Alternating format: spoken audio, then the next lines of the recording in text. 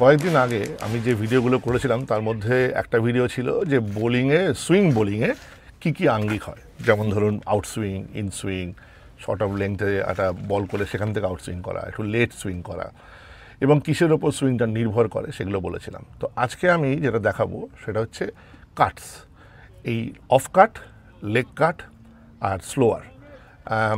Of cut, leg cut, slower এই তিনটের grip আমি দেখাবো এই মুহূর্তে। প্র্যাকটিসটা আমি এখন এই মুহূর্তে দেখাতে পারছি না, কারণ মাঠে খেলা হচ্ছে, তো সুতরাং পরে কখনো হয়তো সময় পেলে দেখাবো। তো অফ কাট, লেগ কাট ব্যাপারটা কি? Off cut, leg cut is nothing but it's a fast off break হচ্ছে off cut, fast leg break হচ্ছে লেগ কাট। আর স্লোয়ার যেটা, স্লোয়ার তো চেঞ্জ অফ পেস, বলটা আপনার হাত একই গতিতে যাবে কিন্তু বলটা হাত থেকে স্লো হয়ে বেরোবে, আস্তে হয়ে বেরোবে। এই হচ্ছে মোটামুটি জায়গাটা। তো অফ কাটটা কী হয়, এই ধরুন বল আপনি বল করতে আসছেন, so this is your grip, right? এইবারে এই গ্রিপটা আমার গ্রিপ মোটামুটি এরকম থাকে, মোটামুটি দেখতেই পাচ্ছেন। সো এই হচ্ছে আপনার, ধরে নিন এটা আপনি আউটসুইং করাচ্ছেন, এই আউটসুইং গ্রিপটা আছে, ঠিক আছে? এইবারে অফ কাটের বেলায় এই হাতটা আপনি আসছেন, অফ কাটটা একটা সারপ্রাইজ বল, বিশেষ করে যারা আউটসুইং বল করে। অনেক আউটসুইং বোলারের লেগ স্ট্যাম্পের আউটসুইং বোলারের ইনসুইং থাকে না। তো যদি ইনসুইং না থাকে তখন আপনি কী করবেন? থাকলেও করতে পারেন, এটা অসুবিধা কিছুই নেই। তখন ওই সুইং করে বল বেরিয়ে যাচ্ছে, কিন্তু একটা বল সোজা হাওয়াতে এসে, কেন সোজা হাওয়াতে আসবে? কারণ বল তো সুইং করছে না, কারণ আপনার সেলাইটা ঘুরতে ঘুরতে আসবে সাইডে ঘুরতে ঘুরতে। সুইং যখন হয় তখন সেলাইটা পেছনে ঘুরতে ঘুরতে যাবে, এইভাবে যাবে সেলাইটা টুয়ার্ডস দ্য ব্যাটসম্যান। আর যখন অফ কাট করছেন তখন সেলাইটা সাইড করতে করতে যাবে টুয়ার্ডস দ্য ব্যাটসম্যান, এইভাবে সেলাইটা যাবে, ঠিক আছে? তো সম্পূর্ণ আলাদা। তো এটা হওয়ার ফলে কোনো সুইং হবে না, তাহলে বলটা সোজা যাবে, সোজা ধরুন আপনি যদি ব্যাটসম্যান হন, সোজা গিয়ে বলটা বেঁকে ঢুকবে ভেতর দিকে। সো জেনারেলি গ্রিপটা কীরকম হবে? গ্রিপটা হবে আপনি সোজা যাচ্ছেন, লাস্ট মিনিটে আপনি হাতটাকে এখানে করে আনতে পারেন, বুঝতে পারছেন? লাস্ট মিনিটে আপনি হাতটাকে, এই আঙুলটাকে মাফ করবেন, এই আঙুলটাকে আপনি এখানে নিয়ে চলে আসতে পারেন। চলে এসে যখন বলটা ডেলিভারি করছেন তখন এই হচ্ছে আপনার ফোর্স অফ দ্য বল। এই আঙুলে জোরটা দিয়ে বলটাকে ছাড়বেন, অর্থাৎ আপনি তাহলে কী হলো, আপনি যখন আসছেন বোলার বুঝতে পারছেন, ব্যাটার বুঝতে পারছেন না যে আপনি কী করছেন। আসছেন, হাইড করে রেখেছেন সেলাই যা ইত্যাদি যা কিছু, বা এরকমই রেখেছেন, অসুবিধা নেই।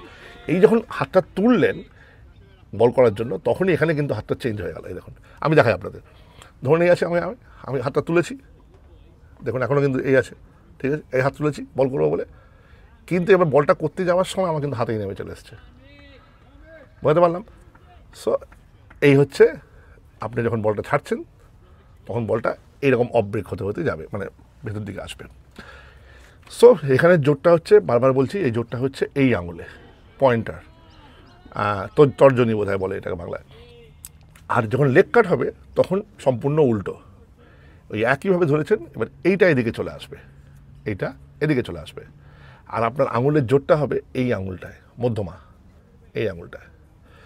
সেই একই গল্প, এই আপনি বল করতে গেছেন, চলে এসছে, এই দেখুন এবার আপনি এরমভাবে ছাড়ছেন, অর্থাৎ বলটা এখন উল্টো দিকে সেলাইটা ঘুরছে, বোঝা গেল? তাহলে এটা হচ্ছে, এই দাঁড়ালাম, এটা হচ্ছে অফ কাট, আর এই দাঁড়ালাম, এটা হচ্ছে লেগ কাট। ওকে, এই দুটো হচ্ছে আপনার ডেলিভারি, আপনি এটা প্র্যাকটিস করুন। যখন অফ কাট ডেলিভারি করছেন বা off spin delivery, off cut আর লেগ কাট করছেন, তখন হাতের পেস, বলের পেস সব এক রাখবেন, no changes to any delivery, anything, কোনো কিছু চেঞ্জ হচ্ছে না।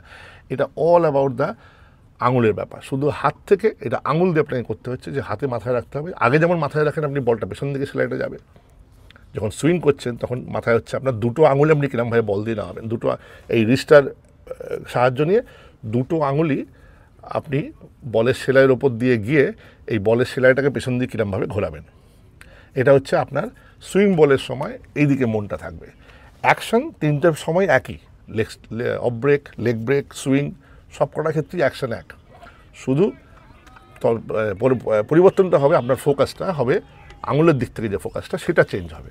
সুইংয়ের বেলায় হবে ফোকাস হচ্ছে আঙুল আমার সোজা নামবে, হাত সোজা থাকবে, আঙুল সোজা নামবে, আর আমি সেলাইটাকে পেছন দিকে টানার চেষ্টা করব।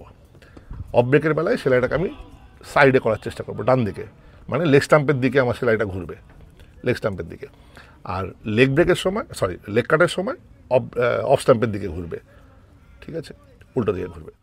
এবারে হচ্ছে স্লো বোলিং। স্লো বোলিংয়ের বিভিন্ন রকম হয়, কখনো হয় লোকে ছুটে এসে back of the pump delivery করে, মানে এরকমভাবে বলটা বেরোয় ব্যাক অফ দ্য পাম্প ওপর থেকে এরকমভাবে। আচ্ছা, যেটা আমি প্রেফার করি সেটাই আমি বলে দিই, কারণ অনেক কেউ ভেতরে ধরে করেন, কেউ এক আঙুলে করেন ইত্যাদি। আমি যেটা প্রেফার করি সেটা হচ্ছে, আমি খুব ভালো করে বুঝে গেছি যে বেশি পরিবর্তন করলে আপনার স্লোয়ারে লাইনার লেংথে কন্ট্রোল করতে মুশকিল হতে পারে। তাহলে আমি কি পন্থা করেছি, এটা আমি গ্লেন ম্যাকগ্রার কাছ থেকে জেনেছিলাম, এবং ওনার সঙ্গে আমার বেশি সময় গিয়েছিল এমআরএফের ব্যাপারে ইত্যাদি। তো গ্লেন ম্যাকগ্রা এটা সাজেস্ট করেছিল তুমি এরকমভাবে করতে পারো, এবং ও করে। তো আজকের কথা নয়, এটা আমি প্রায় 1996 সালের কথা বলছি। সো হোয়াট উই ডু বা হোয়াট আই ডু ইজ, এই আমার আউটসুইংয়ের গ্রিপটা রয়েছে, এটাই থাকলো, কোনো সমস্যা নেই। অল আই ডু ইজ এইটা বাড়িয়ে দিলাম। আচ্ছা, এতটা বাড়াবো কি? নট নেসেসারি, ডিপেন্ড করছে যত আপনি এই, আপনার তো সেলাইয়ের সময় সুইংয়ের সময় এই তো গ্রিপ রয়েছে, এই গ্রিপ রয়েছে, যত আপনি এটাকে ফাঁক করবেন, যত এটাকে একে অপরের থেকে আলাদা করবেন, তত আপনার বল স্লো হবে। সো এইবারে পুরো জিনিসটাই প্র্যাকটিসের ওপর। আপনি বাড়িতে বা নেটে প্র্যাকটিস করতে থাকুন কনস্ট্যান্টলি, দেখুন যে কতটা স্লো আপনার কাছে এফেক্টিভ হবে। যদি আপনার মারাত্মক, মানে জোরে জোরে জোরে 3খানা বল করেছেন, পরের থার্ড বলটা এমন এখান থেকে বলটা করলেন এতটা গ্যাপ দিয়ে, বল এলোই না ভালোভাবে, লব হয়ে এলো, এরকম বলে আমি উইকেট পেয়েছি। প্রচুর উইকেট আমার স্লোয়ার বলে আছে, মানে এটা 2025-এ দাঁড়িয়ে বলছি, 2024-এও আমি স্লোয়ার উইকেট পেয়েছি, আবার 1996 সালেও স্লোয়ার উইকেট পেয়েছি। সো এটা হ্যাজ নাথিং টু ডু, কারণ আসল কিছুই না, ব্যাটসম্যানটাকে একটা পেসে ইউজ টু করতে করতে স্লোয়ারের ফার্স্ট পার্টটা হচ্ছে আঙুল থেকে বলটা কীরকমভাবে বেরোচ্ছে। এতে সুবিধা কী হয়, আপনি আপনার যা নর্মাল অ্যাকশন, সেই নর্মাল অ্যাকশনই করছেন, কোনো চেঞ্জ নয়। হাতে সেই গায়ের জোরে বলটাকে মানে ডেলিভারি করুন। আপনি ঠিক যেরকমভাবে গায়ের জোরে বলটাকে ডেলিভারি করেন একটা ফাস্ট বলের জন্য, একটা ভালো সুইং ফাস্ট বলের জন্য, ঠিক সেই একই রকম ডেলিভারি, একই দৌড়ে আসা, একই হ্যান্ড অ্যাকশন, একই ফলো থ্রু, সব এক, শুধু হাতটাকে, এই আঙুলগুলোকে সেপারেট করে দিন, দেখুন মজাটা কী হয়। এবং ভাবলে অবাক হয়ে যাবেন, যদি আপনি কম এরকম ভাগ করেন, তাহলেও কিন্তু একটা ছোট সুইং হওয়ার চান্স থেকেই যাচ্ছে। বলটা কিন্তু স্লো যাবে এবং হালকা একটা সুইং করতেও পারে। সো এইভাবে বল যদি স্লোয়ার বল করেন, তাহলে এই অপশানটা এসে যাচ্ছে যে বলটার একটা স্লো এবং সুইং করার একটা জায়গা আপনি রেখে দিলেন, যেটা কিনা ক্রস সিমে করলে হবে না। সুইংয়ের কোনো ব্যাপারই থাকবে না ক্রস সিমে। যদি আপনি এখানে এরমভাবে সুইং করে বল করেন, তাহলে কিন্তু হবে না। সো এটা সম্পূর্ণ এরমভাবেও কিন্তু স্লোয়ার বলটা করা যায়।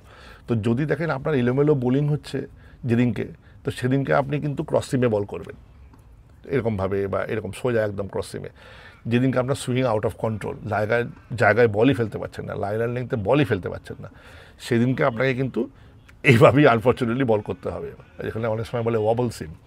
এবারে এই করতে করতে আপনি ওইখানে তখন ওই আঙুলের তফাৎ, কারণ এই বলটা আপনার হাত থেকে কত জোরে বেরোবে সেটা হচ্ছে কত কাছাকাছি এই আঙুল দুটো আছে। এইখানেও যদি আপনি ধরুন যেদিনকে আমরা সেই খারাপ দিন, কিন্তু খুব বড় বড় সুইং, এলোমেলো সুইং, হাওয়া দিচ্ছে ভীষণ ইত্যাদি, তখন আপনি এরকম করলে বল কোনো সুইং হবে না, বল স্ট্রেট লাইনে যাবে। এবং ওই যে খুব বেশি হাওয়া টাওয়া দিলে হয়তো অল্প একটু সুইংও হতে পারে। এই ক্রস সিমে বল করার একটা প্লাস পয়েন্ট হচ্ছে যে কখনও বলটা সেলাইয়ে পড়তে পারে, কখনও চামড়ায় পড়তে পারে।